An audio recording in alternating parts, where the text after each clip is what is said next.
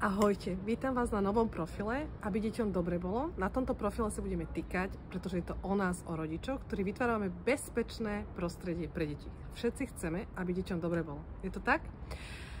Tento projekt vznikol ako vyústenie mojich 10-ročných skúseností pri stretnutí s vami, ale aj s deťmi, ale aj učiteľmi, pretože všetkým nám záleží na tom, aby deťom bolo dobre a aby mali bezpečné prostredie nielen doma, ale aj v škole.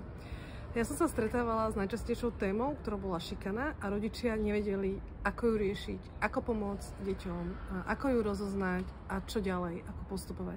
Taktiež som sa stretla s veľa z vás, ktorí chceli ten príbeh posunúť, ale nevedeli o ňom rozprávať. Takže tieto príbehy som všetky zozdielala, nájdete ho aj v e-booku a celý tento projekt nájdete na tomto novom profile, ktorý sme pre vás pripravili. Verím, že sa tu uvidíme a pripravujeme pre vás obsah, ako sú webináre, e-book, ktorý bude zdarma stiahnuteľný a veľa odborníkov a hlavne konferencia 26. októbra a aj naživo, aj online, takže vyslovene pre nás, rodičov.